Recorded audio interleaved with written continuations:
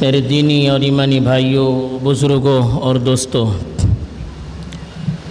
گزشتہ ہفتے خطبے میں معاشرے کی بہت بڑی بیماری جس سے رحمان کے بندے اپنے آپ کو دور رکھتے ہیں وہ ہے زنا، اس کے بارے میں بتایا گیا تھا کہ زنا کی حقیقت کیا ہے، اس کا انجام کیا ہوتا ہے اور انسانی زندگی پر اور معاشرتی زندگی پر کس طرح کے برے اثرات اس پر مرتب ہوتے ہیں، اور اللہ تعالیٰ نے زنا سے بچنے کے لیے کن کن وسائل سے، کن کن اسباب سے دور رہنے کی ہمیں تاکید کی ہے۔ ان ساری چیزوں پر گفتگو کی گئی تھی۔ آج کے خطبے میں اسی موضوع کے متعلق زنا سے بچنے کے لیے ہم کو کیا کرنا چاہیے، اس سلسلے میں کچھ اسباب مختصراً بیان کیے گئے ہیں۔ سب سے پہلی چیز، جو چیز انسان کو گناہ سے روکنے والی ہے وہ ہے اللہ کا خوف۔ یہ احساس ہونا انسان کو کہ مجھے اللہ دیکھ رہا ہے، میں اللہ کی نگرانی میں ہوں، میری ایک ایک چیز پر اللہ کی نظر ہے۔ قرآن مجید میں جس طرح کہا یعلم سرکم وجہرکم ویعلم ما تکسبون، کہ اللہ تعالیٰ تمہاری پوشیدہ چیزوں سے جو چیزیں تم چھپ کر کرتے ہو اس کو بھی جانتے ہیں، اور جو چیزیں تم کھل کر سب کے سامنے کرتے ہو اس کو بھی جانتے ہیں، اور جو کرتوت تم کرتے ہو، جو کارنامے تم سے صادر ہوتے ہیں ان کو بھی اللہ تعالیٰ جانتے ہیں۔ بلکہ یہاں تک فرمایا وَهُوَ مَعَكُمْ أَيْنَمَا كُنْتُمْ، تم جہاں کہیں رہو اللہ تمہارے ساتھ رہتے ہیں، یعنی اللہ تعالیٰ ہر چیز سے تمہاری ہر چیز سے واقف رہتے ہیں۔ تم گھر کے اندر رہو، گھر کے باہر رہو، تنہا رہو یا مجمع میں رہو، ہر حال میں اللہ تعالیٰ کی نظر تم پر ہوتی ہے۔ وَمَا يَخْفَى عَلَى اللَّهِ مِنْ شَيْءٍ فِي الْأَرْضِ وَلَا فِي السَّمَاءِ، زمین اور آسمان کی کوئی چیز اللہ سے پوشیدہ نہیں رہ سکتی، اللہ سے چھپ کر نہیں رہ سکتی۔ یہ احساس ہمارے اگر دل میں ہوگا تو پھر گناہ کی طرف کبھی طبیعت آمادہ نہیں ہوگی۔ آج کل تو اس کو سمجھنا بالکل آسان ہے۔ آج دیکھیے بڑی بڑی کمپنیوں میں، فیکٹریوں میں، بڑے بڑے شو روم میں سی سی کیمرے ہوتے ہیں، اور آفس میں باس بیٹھا ہوا رہتا ہے، کیمرے لگے رہتے ہیں۔ اب نوکروں کو یہ احساس رہتا ہے کہ ہماری ہر چیز کیمرے کے اندر نوٹ ہو رہی ہے، اور جو آفس میں آدمی بیٹھا ہوا ہے ایک ایک چیز ہماری دیکھتا ہے، تو پھر وہ وہاں کے اصول کی، وہاں کے قانون کے خلاف کرنے کی کبھی جرأت نہیں کرتا، کہ اس کو معلوم ہے میری ہر چیز نوٹ ہوتی ہے۔ یہ احساس دنیا میں جب ہو رہا ہے تو اس سے بڑے سی سی کیمرے اللہ کے لگے ہوئے ہیں، اور ہر چیز کا کل اللہ کے یہاں حساب بھی دینا ہوگا۔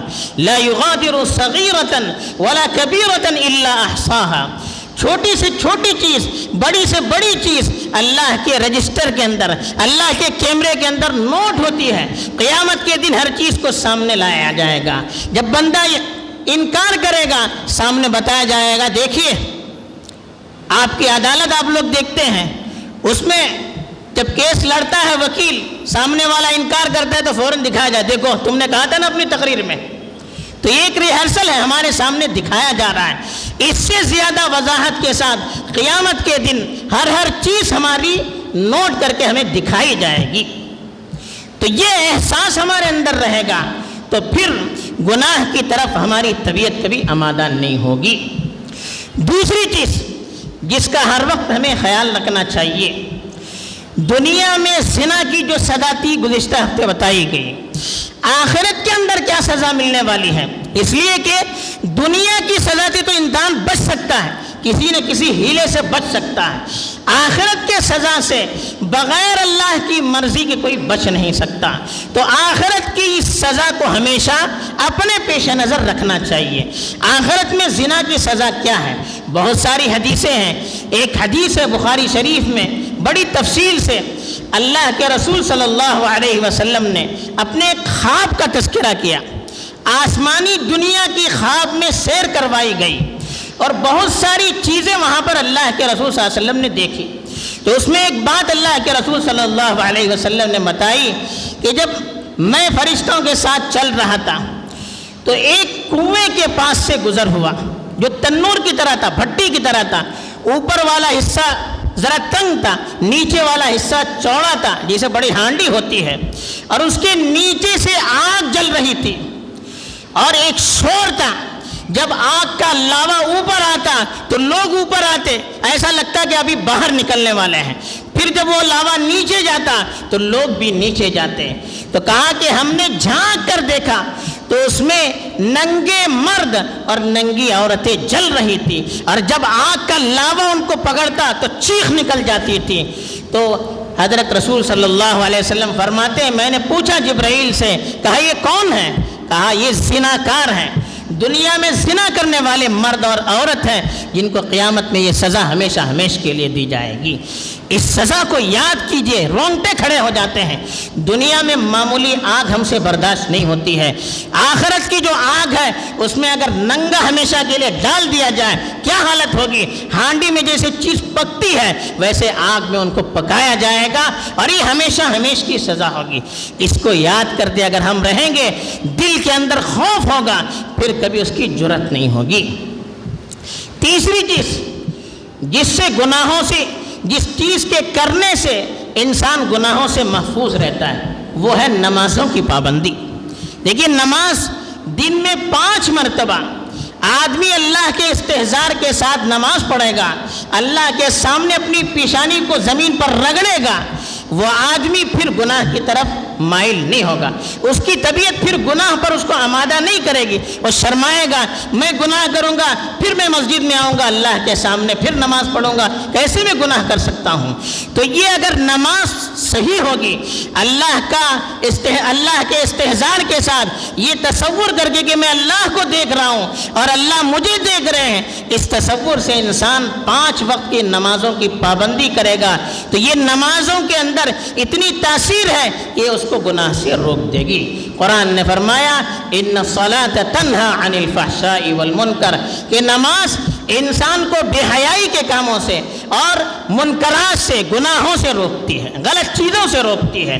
تو نمازوں کی پابندی اللہ کے دھیان کے ساتھ اگر انسان کرے گا تو پھر اس طرح کے گناہوں سے اللہ تعالیٰ اس کی حفاظت کریں گے.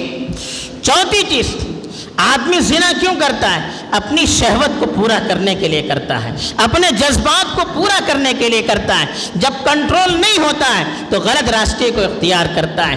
پچھلے ہفتے بھی بتایا گیا تھا اسلام انسان کے جذبات سے اللہ تعالیٰ واقف ہے، اس لیے اسلام نے صحیح طریقے پر شہوت کو پورا کرنے کے لیے نکاح کا طریقہ بتایا. آدمی جب جوان ہو جائے، نکاح کی خواہش پیدا ہو جائے اور اس کے پاس وسائل ہوں تو اس وقت اس کو شادی کرنی چاہیے، بلکہ ان کے سرپرستوں کو چاہیے کہ وقت پر ان کی شادی کروائیں. قرآن نے حکم دیا وَأَنكِحُوا الْأَيَامَ مِنكُمْ وَالصَّالِحِينَ مِنْ عِبَادِكُمْ وَإِمَائِكُمْ، کہ اپنے نیک بندوں اور غلاموں کو آپ جب وہ نکاح کی عمر کو پہنچے تو ان کا نکاح کرواؤ. یہ سرپرستوں کو حکم دیا گیا.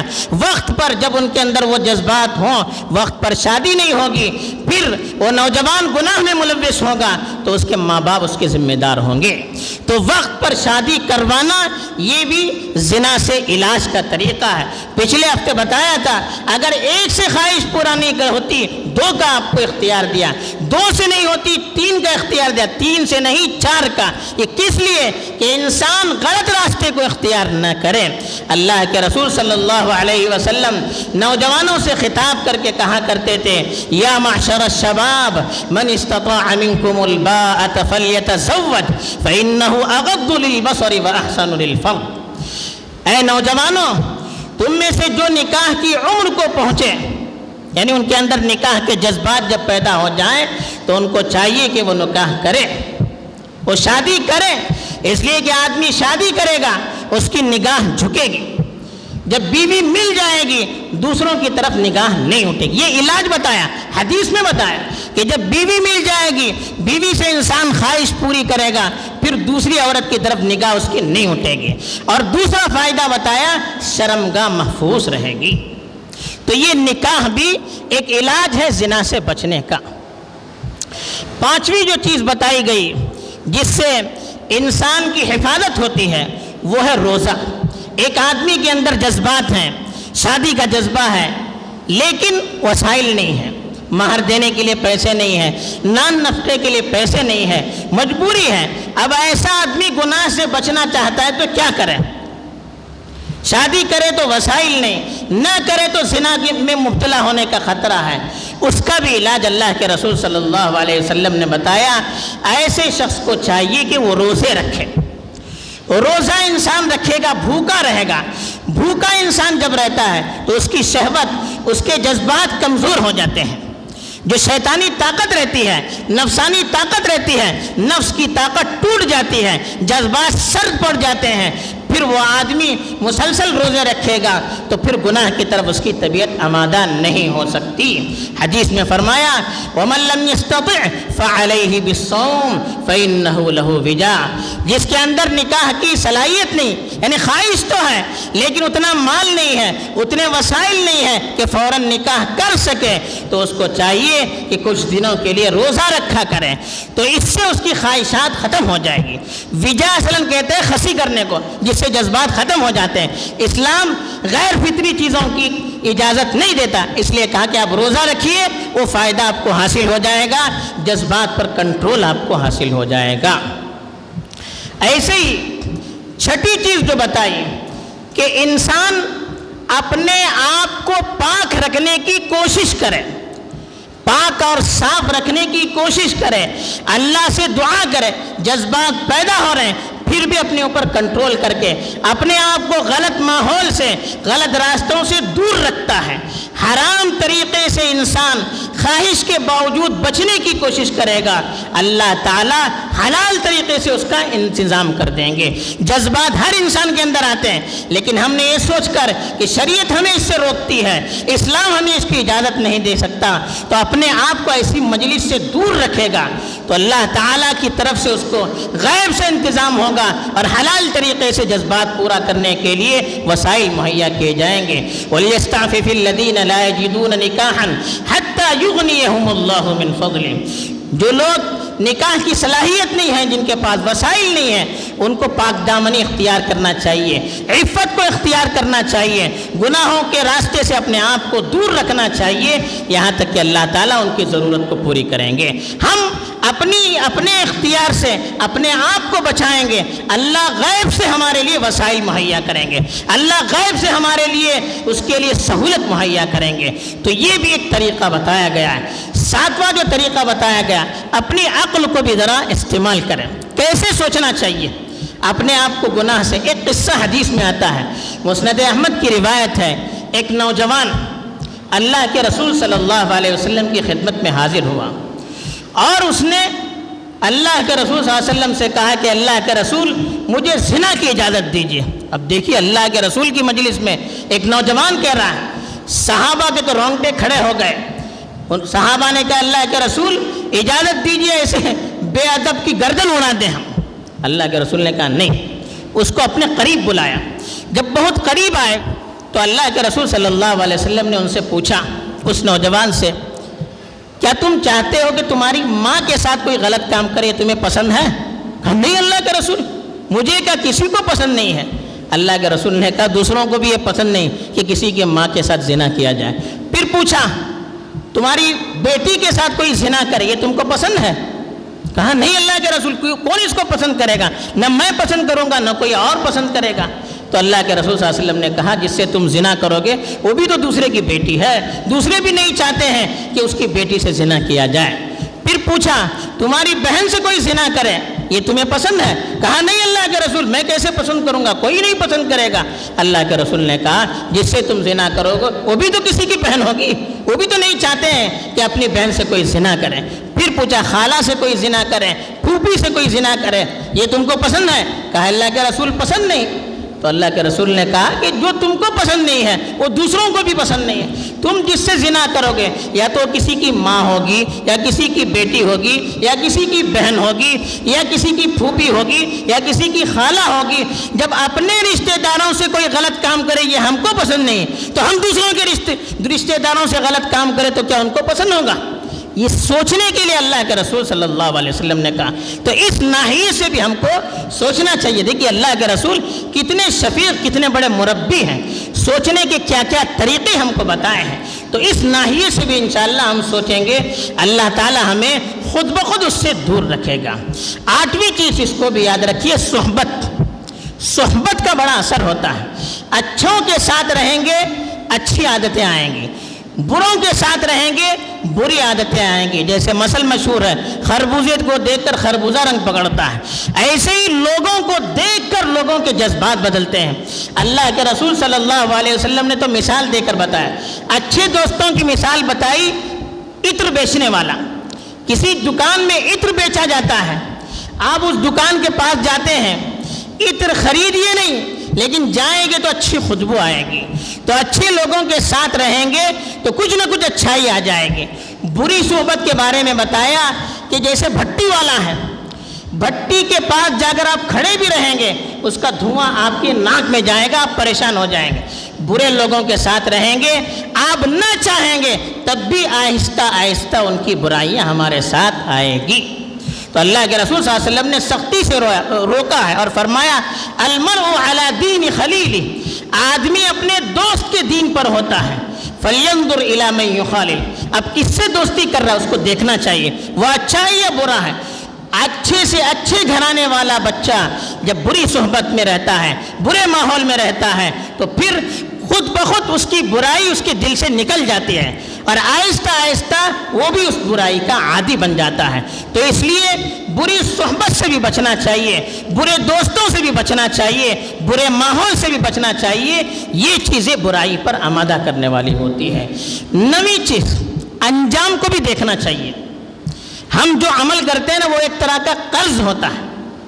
ہم برائی کریں گے آگے آنے والی ہماری نسل بھی برائی کرے, یہ یاد رکھنا چاہیے. حدیث میں بھی فرمایا گیا, حدیث اگرچہ کمزور ہے لیکن فرمایا گیا عفو تعف نساؤکم, طبرانی کی روایت ہے کہ تم پاک دامن رہو تمہاری عورتیں بھی پاک دامن رہیں گی. مطلب کیا ہوا, اگر ہم بدکاری کریں گے, ہم غلط کام کریں گے, ہم غلط صحبت اختیار کریں گے, ہماری عورتیں بھی محفوظ نہیں رہیں گی, کل کو ہمارے بچے بھی محفوظ نہیں رہیں گے. یہ یاد رکھنا چاہیے. ہم چاہتے ہیں ہماری بیویاں پاک دامن رہیں, عورتیں چاہتی ہیں ان کے شوہر پاک دامن رہیں, بچے پاک دامن رہیں. سب سے پہلے اپنی حفاظت ہم کو کرنی چاہیے. یہ کچھ وسائل ہیں, اس پر اگر ہم غور کریں گے تو زنا سے بچنا اور برائی سے بچنا ہمارے لیے آسان ہو جائے گا. آخری بات, اگر کسی سے اللہ نہ کرے گناہ صادر ہو گیا, اس طرح سے کسی نے زنا شیطان کے بہکاوے میں آ کر لیا, اب اس کو بھی مایوس ہونے کی ضرورت نہیں ہے. اللہ کی رحمت بہت بڑی ہے. توبہ کیجئے, استغفار کیجئے. بڑے سے بڑا گناہ اللہ تعالیٰ معاف کرتے ہیں. کتنے پیار سے اللہ کہتے ہیں قل یا عبادی الذین اسرفوا علی انفسہم لا تقنطوا من رحمت اللہ. آپ کہیے میرے وہ بندے جنہوں نے اپنے ساتھ برائی کی, اپنے ساتھ برا کیا ہے, ان سے کہیے کہ اللہ کی رحمت سے مایوس نہیں ہونا. ان اللہ یغفر الذنوب جميعا, اللہ تعالیٰ سارے گناہوں کو معاف کر دیتے ہیں. انہ هو الغفور الرحیم, پھر تاکید سے کہتے ہیں وہی بخشش کرنے والا ہے, وہی مہربانی کرنے والا ہے. اس کا یہ مطلب نہیں ہے اللہ غفور الرحیم ہے کہ اگر ہم گناہ کریں, نہیں, جرأت جان بوجھ کر کریں گے پھر اللہ کی طرف سے توبے کی توفیق نہیں ملتی. یہ یاد رکھنا چاہیے. غلطی سے ہو جائے توبہ کرے گی اللہ معاف کرے گا. معلوم ہو کر عمدن کرتے اللہ غفور الرحیم ہے تو آہستہ آہستہ پھر توفیق اللہ کی طرف سے چھین لی جاتی, مذاق اڑایا جائے گا. اللہ کا مذاق اڑانا ہے تو جو شریعت کا مذاق اڑاتا ہے, خدا کا مذاق اڑاتا ہے, اس سے توفیق چھین لی جاتی ہے. بہرحال یہ چیزیں ہیں, ان چیزوں کا ہم خیال رکھیں گے تو انشاءاللہ ہماری بھی اصلاح ہوگی, معاشرے کی بھی اصلاح ہوگی. اللہ تعالی ہمیں بھی پاک فرمائے, پورے معاشرے کو اور ملت کو پاک فرمائے. آمین. وآخر دعوانا الحمد للہ رب العالمین.